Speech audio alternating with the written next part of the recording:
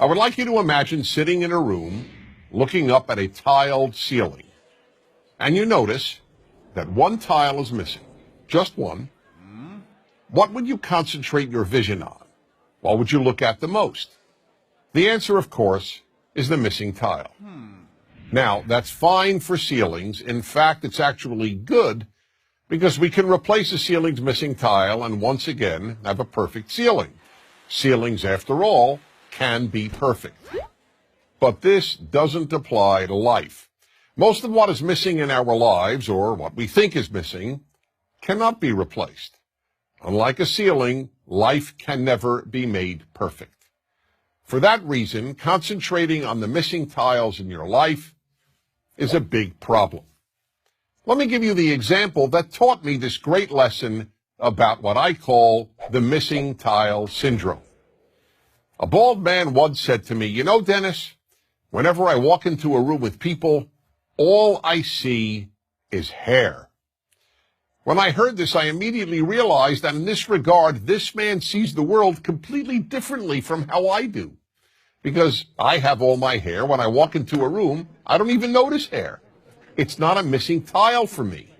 But for this person, hair is what he sees. This applies in some way to everyone. When a woman who thinks she has imperfect legs walks into a room, all she sees are perfect legs.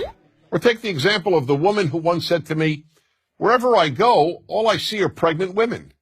Now, how could that be? The vast majority of women, even those young enough to be pregnant, are not pregnant at any given time. But that was all she saw because she wanted to get pregnant and wasn't able to. Her missing tile was not having a child. That's the way human nature is. We focus on what's missing in our lives. The missing tile syndrome is a very big obstacle to happiness, so big, in fact, that it makes happiness almost impossible. There will always be something missing in your life. When you see other people's kids, you'll think you see tiles that are missing in your own children. Gee, why can't my kid study as hard, or be as polite, or be as bright, or be as good-looking, or be as athletic? The same holds true regarding our spouses, our work, our looks. The list is endless. I'll give one more example. When I was single and looking to find the right woman, I wanted to first identify the most important trait to look for in my future wife. So after almost every date, I would call my best friend Joseph and announce, "Joseph, tonight I identified the most important trait in a woman." And he would always say, "Okay, Dennis, what is it?" And then patiently listen. One night I would tell him that it was intelligence, another night that it was looks, another night personality, and on yet another night, kindness. One night, as usual, I called him up after an evening out and said, "Joseph, I finally figured out what the most important trait in a woman is."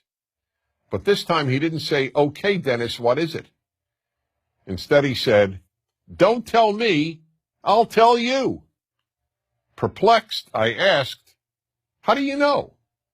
You don't even know the woman I went out with." "It doesn't matter," he said. "Whatever trait tonight's woman was missing, that's the one you decided is the most important trait in a woman." I could say nothing. He was right. Whatever that night's date was missing is what I would declare the most important trait in a woman. I hadn't yet come up with the term missing tile syndrome, but that is exactly what I was suffering from. That's the way we play tricks on ourselves and undermine our happiness, by concentrating on the missing tiles every one of us has.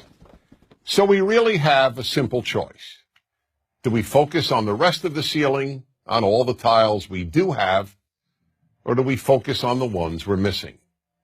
To a large extent, the answer to that question will determine how happy you will be. I'm Dennis Prager.